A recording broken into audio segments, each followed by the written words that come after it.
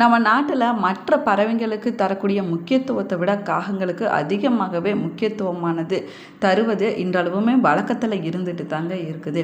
காகங்கள் நம்முடைய முன்னோர்களாக சொல்லப்படுறாங்க. காகங்கள் கரைவது கூட சில சகுனங்களை நமக்கு உணர்த்துவதாக நம்பிக்கையாக சொல்லப்படுது. தினமும் காகத்துக்கு உணவு வைப்பதை இன்றளவுமே நிறைய பேர் பார்த்திங்கன்னா கடைப்பிடிச்சிட்டு தான் இருக்கிறாங்க. மற்ற பறவைகளுக்கு இல்லாத மகத்துவம் பார்த்திங்கன்னா கூடி உண்ணக்கூடிய பழக்கம் காகத்துக்கு அதிகமாகவே இருக்குது. மற்ற பறவைகளுக்கு தராத ஒரு அங்கீகாரத்தை நம்ம காகத்துக்கு கொடுத்துட்டு வரோங்க. அந்த வகையில் தினமும் காகம் நம்ம வீட்டுக்கு முன்னாடி அமர்வதற்கும் கரைவதற்கும் என்ன அர்த்தம் என்பதை பற்றி இந்த பதிவில் நம்ம விளக்கமாக பார்க்கலாம். நம்ம சேனலை சப்ஸ்கிரைப் பண்ணலன்னா சப்ஸ்கிரைப் பண்ணிக்கோங்க. கூடவே இருக்கிற பெல் பட்டனையும் ப்ரெஸ் பண்ணிக்கோங்க. ஜோதிட ரீதியாக உங்களுக்கு சந்தேகம் இருந்தாலும் சரிங்க, தனிப்படையாக ஜோதிடம் பார்க்க விரும்பினாலும் சரி, இந்த வீடியோவுக்கு கீழே டிஸ்கிரிப்ஷனில் ஜோதிடரோட வாட்ஸ்அப் நம்பர் கொடுத்துருக்குறேன். இந்த எண்ணுக்கு தொடர்பு கொண்டு பேசி பாருங்கள். உங்கள் பிரச்சனைகளுக்கு சரியான தீர்வு கிடைக்குங்க. வாங்க வீடியோக்குள்ளே போகலாம். பொதுவாக பார்த்திங்கன்னா காகங்கள் 3 வகையாக சொல்லப்படுது. அதில் முதலாவதாக வரக்கூடியது உடல் முழுவதும் கருப்பாகவும் தலை கழுத்து பகுதி மட்டும் சாம்பலாக நிறத்தில் இருக்கக்கூடிய மணி காக்கைகளாங்க. இரண்டாவதாக நம்ம சொல்லக்கூடியது உடல் முழுவதுமே கருப்பாக இருக்கக்கூடிய அண்டங்காக்கையாகும். மூன்றாவதாக அரிதாக நம்முடைய கண்களில் தென்படக்கூடிய வெள்ளை நிறத்தில் இருக்கக்கூடிய காக்கைகளாகுங்க. காக்கைகள் உணர்த்தக்கூடிய சகுனங்கள் என்ன அப்படின்னு பார்க்கலாம் வாங்க. ஜோதிடப்படி கர்மா காரகன் என்று சொல்லக்கூடிய சனி பகவானுடைய வாகனமாக காகமானது இருக்குதுங்க. மேலும் அதை நம்முடைய பித்ருக்கள் அப்படின்னு சொல்கிறோம். அதாவது நம்முடைய முன்னோர்கள் வடிவமாக காக்கையை நம்ம வழிபட்டுட்டு வரோம். நம்முடைய முன்னோர்கள் காகங்கள் வழியாக நம்மோடு வலம் வராங்க அப்படின்னு நம்பிக்கையாக சொல்லப்படுது. அதே போல் பார்த்திங்கன்னா பல குடும்பங்களை சேர்ந்த முன்னோர்கள் தினமும் காக்கைக்கு உணவு வைத்து வழிபடுவதை வழக்கமாகவே வச்சுருப்பாங்க. தினமும் உணவை வைக்காத நபர்களாக இருந்தாலும் சரிங்க, அமாவாசை நாளில் உங்களுடைய முன்னோர்களை வழிபாடு செஞ்ச பின்னாடி உங்களுடைய முன்னோர்களுடைய வடிவமாக நம்பக்கூடிய காக்கைகளுக்கு நீங்கள் உணவு வைப்பது ரொம்பவே நல்லதாகுங்க. முன்னோர் வழிபாடு மற்றும் காக்கைக்கு உணவு வைப்பது பிரிக்க முடியாத ஒரு விஷயம் அப்படின்னும் சொல்லப்படுது. உடல் முழுவதும் ரொம்பவே கருப்பு நிறம் கொண்டிருக்கக்கூடிய காக்கை வீட்டுக்கு பக்கத்தில் இல்லைன்னா வீட்டு மீது அமர்ந்து கத்துச்சு அப்படின்னா அது தீய சகுனத்தை உணர்த்துவதாக சொல்லப்படுது. அந்த நேரத்தில் நீங்கள் எந்த வேலைக்கு கிளம்பினாலும் சரிங்க, வீட்டை விட்டு கிளம்புவதாக இருந்தாலும் சரி, வீட்டில் நீங்கள் தீபம் ஏற்றி வழிபாடு செஞ்ச பின்னாடி செல்வது ரொம்பவே நல்லதுங்க. வீட்டில் இருக்கக்கூடிய பிள்ளையார் மற்றும் பக்கத்தில் இருக்கக்கூடிய விநாயகர் கோவிலுக்கு சென்று நீங்கள் வழிபடுவது ரொம்பவே நல்லது. நம்ம நடந்து போயிருக்கும்போது காக்கைகள் பார்த்திங்கன்னா நம்ம தலையை தாக்க வருவது போல் நம்ம பார்த்துருப்போம். அது தன்னுடைய முட்டையை பாதுகாப்பதற்காகவும் தன்னுடைய குஞ்சுகளை பாதுகாப்பதற்காகவும் அப்படி நடந்து கொள்வது அப்படின்னு நினைப்பங்க. பல நேரங்களில் சம்மந்தமே இல்லாமல் அப்படி நம்ம காகங்களானது தாக்க வருவதையும் நம்ம பார்த்துருப்போம். இது நமக்கு வரக்கூடிய தீய சகுனத்தை இல்லைன்னா ஆபத்தை முன்கூட்டியே உணர்த்துவதாகவும் சொல்லப்படுது. வெள்ளை நிறத்தில் இருக்கக்கூடிய காக்கையை காண்பது ரொம்பவே அரிதானதாகுங்க. இதை எதர்ச்சியாக நம்ம வீட்டிலையோ இல்லைன்னா எதர்ச்சியாக இந்த வெள்ளை நிற காகத்தை எங்கேயாச்சும் பார்த்தோம் அப்படின்னா அது தீய சகுனத்தினுடைய அறிகுறியாகவும் சொல்லப்படுது. சில நேரத்தில் மணிக்காகம் என்று சொல்லக்கூடிய சாதாரணமான காக்கை பார்த்திங்கன்னா நம்முடைய வீட்டுக்கு முன்னாடி அமர்ந்து தொடர்ந்து கத்துவதை நம்ம பார்த்துருப்போம். இது நமக்கு நல்ல செய்தியாக இல்லைன்னா நல்ல சகுனத்தை உணர்த்துவதாகவும் சொல்லப்படுது. இந்த மணிக்காக அடிக்கடி நம்ம வீட்டுக்கு முன்னாடி கத்துச்சு அப்படின்னா நம்ம வீடு மனை வாங்கக்கூடிய யோகமானது ஏற்பட போகுது அப்படின்னு அர்த்தமாகுமா. அதே போல் நம்ம வீட்டுக்கு விருந்தினர்களுடைய வருகையானது இருக்கும் அப்படின்னும் சொல்லப்படுது. வீட்டில் நேர்மறையான ஆற்றல்கள் அதிகரிக்கும் அப்படின்னும் சாஸ்திரத்தில் சொல்லப்பட்டிருக்குது. காகத்துக்கு சாப்பாடு வைக்கக்கூடிய பழக்கம் நம்முடைய வீட்டில் இருக்கக்கூடிய தாத்தா பாட்டிக்கோ வீட்டில் இருக்கக்கூடிய பெரியவங்களுக்கோ இருக்குங்க. இல்லைன்னா நமக்கோ கூட இந்த பழக்கமானது இருக்கலாம். சிலரெல்லாம் பார்த்தீங்க அப்படின்னா காக்கைக்கு உணவு வைக்காமல் சாப்பிடவே மாட்டாங்க. சில பேர் பார்த்திங்கன்னா குறிப்பிட்ட நாளில் மட்டும் காகத்துக்கு சாதம் வைப்பாங்க.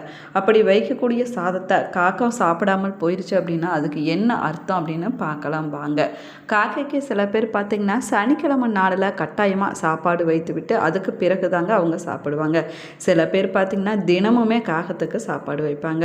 சிலருக்கு சாதாரணமாகவே காக்காய்க்கு சாப்பாடு வைத்து விட்டு சாப்பிடக்கூடிய வழக்கமானது இருக்கும்.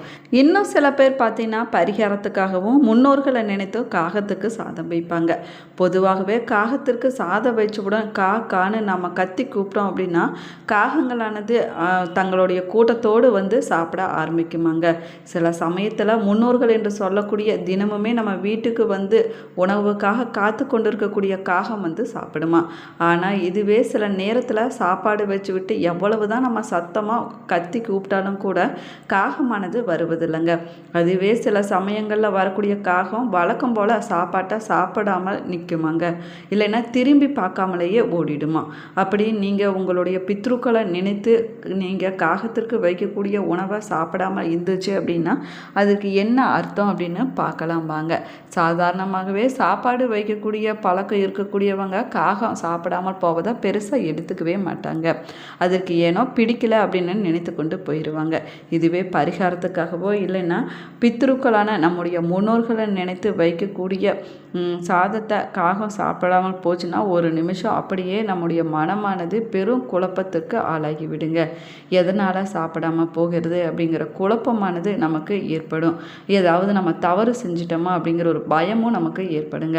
அப்படி சொல்லும்போது என்ன பரிகாரம் செஞ்சோம்னா காகம் மீண்டும் வந்து சாப்பிடும் அப்படின்னு பார்க்கலாம் வாங்க. பித்ருக்களான நீங்கள் நினைக்கக்கூடிய காகம் நீங்கள் வைக்கக்கூடிய உணவை எடுக்காமல் போயிருச்சு அப்படின்னா உங்களுடைய முன்னோர்கள் உங்கள் மீது அதிக கோபத்தில் இருக்கிறாங்க அப்படின்னு அர்த்தமாக்குமாங்க. அதாவது நீங்கள் வழக்கமாக முறையான உங்களுடைய பித்ருக்களுக்கு திதி கொடுக்குறீங்களா அப்படின்னு யோசிச்சு பாருங்கள். அதனால் கூட உங்கள் மீது கோபமாக இருக்கலாங்க. உங்கள் வீட்டில் உங்களுடைய முன்னோர்களான பித்ருக்களுக்கு திதி கொடுப்பது ரொம்பவே முக்கியமானதாகும். சிலருக்கு பார்த்திங்கன்னா முன்னோர்களுடைய இறந்த தேதி தெரியாமல் கூட இருக்குங்க. அதனால் கூட சில பேர் திதி கொடுக்காமல் இருப்பாங்க. இறந்த தேதி மறந்து போனாலும் கூட பரவாயில்லைங்க. புரட்டாசி, தை, ஆடி போன்ற 3 அமாவாசை நாட்களில் பித்ருக்களை நினைத்து நீங்கள் வழிபாடு செய்யலாங்க.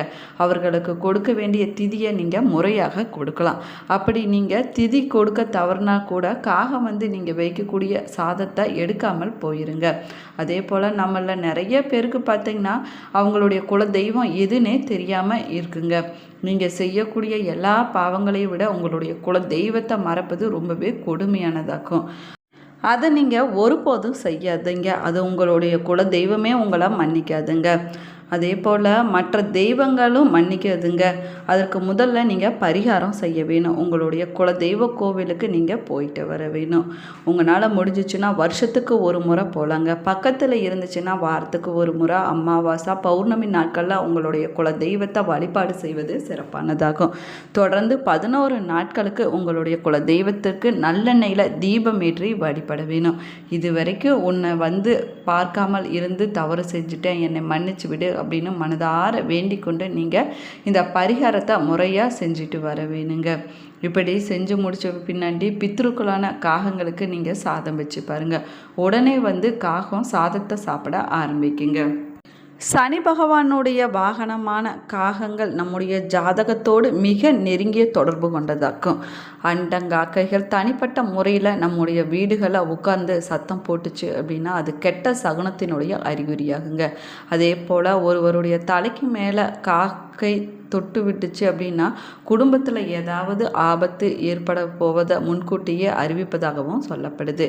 வெள்ளை காகத்தை பார்ப்பது தீய சகுனத்தினுடைய அறிகுறியாகும். ஆனால் கழுத்தில் சாம்பல் நிறம் கொண்டிருக்கக்கூடிய மணி காக்கைகள் நம்முடைய வீட்டில் உட்கார்ந்து கரைவது நல்ல சகுனமாகுங்க. இந்த மணிக்காக தினமும் நம்ம வீட்டுக்கு வந்துச்சுனாவே குடும்பத்தில் வளர்ச்சியும் செழிப்பும் ஏற்படுமாங்க. வீட்டில் நேர்மறையான ஆற்றல்களானது அதிகரிக்கும் அப்படின்னு சொல்லப்படுது. காலையிலேயே காக்கையுடைய சத்தம் கேட்டுச்சுன்னா நம்ம நினைத்த காரியமானது வெற்றி பெறும் அப்படின்னு சொல்லப்படுது.